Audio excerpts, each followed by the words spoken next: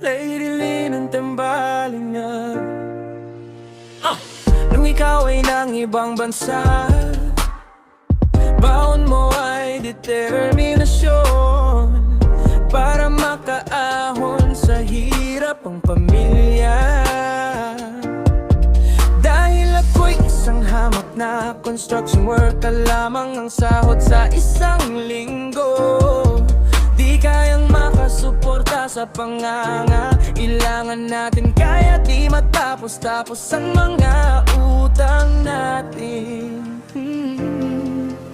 Inday, hilaw na ko sa imo, day. Sano ka man mauli sa balay, hampang tabalay, balay.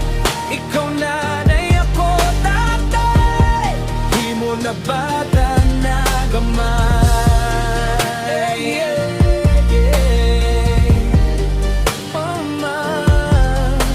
Subalit ang asawa mo'y bigla lalolong sa bisyo at sugal. Lahat ng padala mo ay napupunta sa bisyo at sugal. Napabayaan na ang sariling mga anak, inunan na ang barkada, bisyo at sugal. Habang ang maaay ay kumakain ng panis na kanin, mang inulaw para bibigat asin.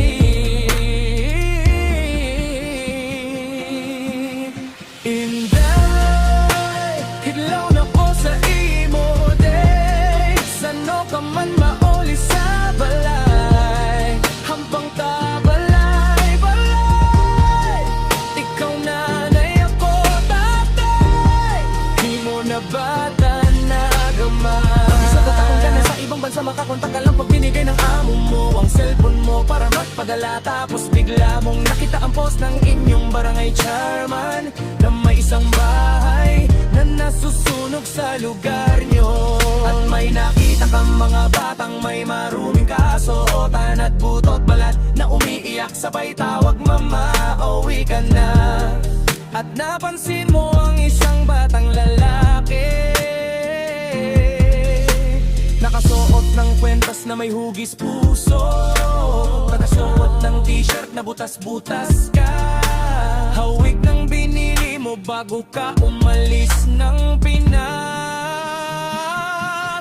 Inday, hidlaw na ko sa imo, day.